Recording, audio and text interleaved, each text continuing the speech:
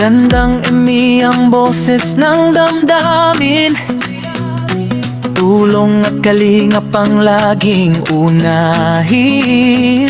Hi everyone! Welcome back again to my channel. So for today's video mga kalingap, alamin natin at kumustahin natin si Kalingap Edu pagkatapos ng kanilang vlog. Kumusta na ba si Kalingap Edu? At syempre, ano kaya yung kanyang nasa saloobin about dito sa last vlog, sa naging vlog ni Kalingap Rab dito sa EDC.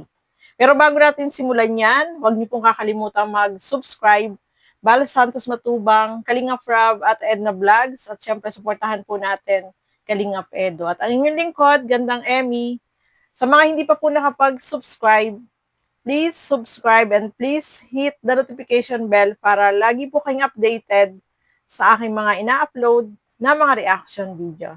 So, eto alamin natin ano kaya yung saloobin ni Kalingap Edu dito sa naging vlog dito sa EDC. Tara, panoorin po natin ang video na ito. Kamusta ako? Ay, ito naman po.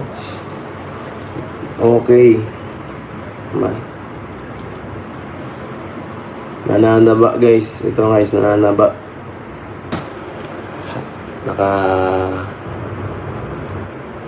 Wala sa mood eh. No? Hang up muna.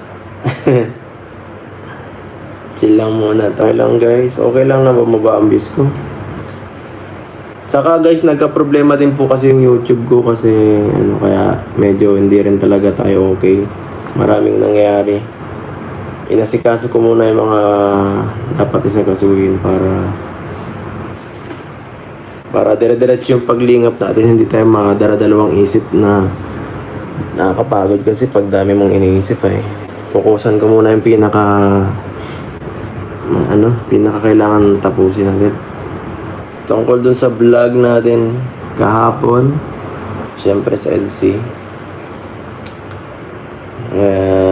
Medyo malungkot guys talaga, no?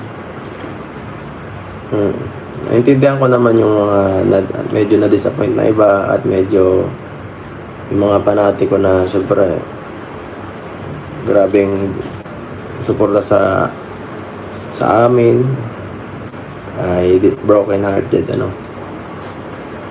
Ayan. At guys, yung ganong desisyon, wag anahin nyo lang kasi respeto ba? Kasi kung gano'n talaga ang gusto nila ni Bian or ng iba, mga magulang niya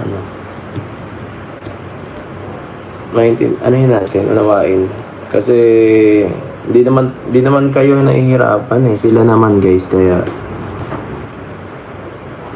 wag tayong masyadong natin silang kontrolin ba, parang ganun.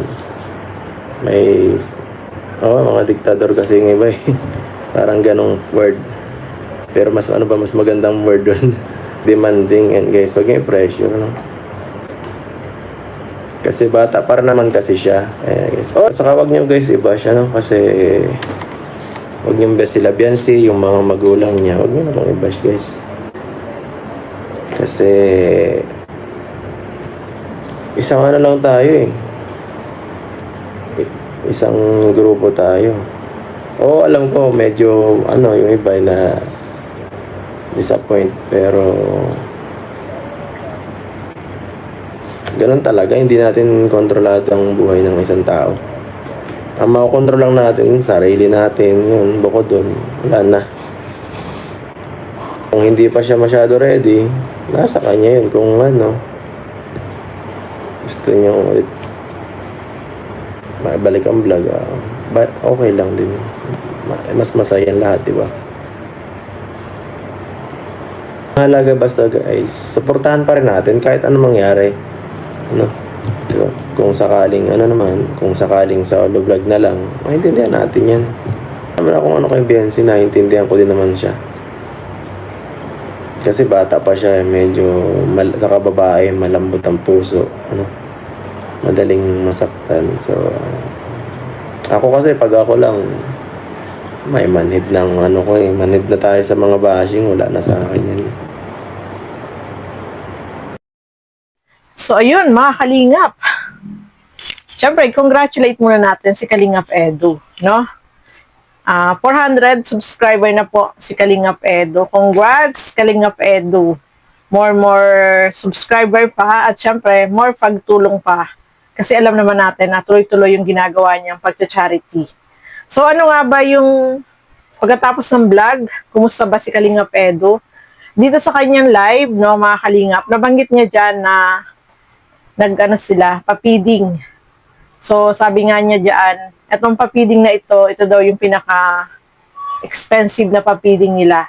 Maraming mga napakain at syempre may mga program, may mga palaro at meron silang ipinamigay, no, mga Kalingap. So, congrats kay Kalingap Edu at isa pa, yung pagiging niya, no, yung pagcha-charity niya talaga ay tuloy-tuloy. So, congrats, Kalingap Edu, sa pagiging tuloy-tuloy sa ginagawang pagcha-charity. At syempre, 400 subscriber na po siya, no, mga Kalingap. So, nabanggit niya dyan, mga Kalingap, ano yung nasa saloobin niya. At sabi nga niya, malungkot at wag daw nating i-pressure, no? Wag nating i-bash itong si Beyonce. Naintindihan naman daw niya si Beyonce kung ano yung sinabi ni Beyonce doon, naunawaan naman niya. So sana ganun din daw tayo. Although malungkot, pero ano siya, focus muna siya sa pagcha-charity. So wag nating iba si Beyonce. At syempre, sabi nga niya, kung ano man yung passion ni Beyonce, nandyan lang naman siya, no, mga Kalingap. At naman siya, nakasupport lang. At intindihin natin, dahil si Beyonce daw ay bata pa, at yung madaling masaktan, no, kapag ganyan mga kabataan, kagaya ni Beyonce, hindi siya sanay sa mga bashing, alam nyo naman, no. So, naiintindihan naman yun ni Kalingap Edu. Tuloy-tuloy lang, no, sa mga ginagawa. Basta tayo nakasupport, although umiyak tayo, nalungkot, pero andyan si Kalingap Edu na tuloy-tuloy yung kanyang ginagawang pagcha-charity. Naintindihan naman niya daw si Beyonce kung ano man yung magiging passion ni Beyonce, no, mga Kalingap. So, ayan po, no, okay naman si Kalingap Edu, yung pagcha-charity niya ay ginagawa niya tuloy-tuloy. At yung papiding kahapon ay sobrang marami silang napasaya, no? Maraming napakain, napasaya. At syempre, nakakatuwa kasi nga talagang yung ginagawa ni Kalingap Edu ay tuloy-tuloy po, no, mga Kalingap. So, wag po kayo malungkot doon sa napanood natin sa EDSI, no? Positive lang tayo, no, mga Kalingap. Hindi naman sinabi doon na last vlog na yun, di ba? Wala naman sinabi na ganon. So, abang-abang na lang po tayo kung ano yung magiging ganap dito sa EDSI. So, ayan po, no? Maraming salamat po sa inyong walang sawang panonood at pagsuporta dito sa aking mga ginagawang reaction video. Siyempre, suportahan din po natin lahat ng mga Kalingap partners, Kalingap reactors, at ang inyong lingkod, Gandang Emmy. Sa mga hindi pa po nakapag-subscribe, please subscribe and please hit the notification bell para lagi po kayong updated sa aking mga ina-upload na mga reaction video. So hanggang dito na naman po muna. Thank you so much and God bless sa atin lahat. Bye-bye po!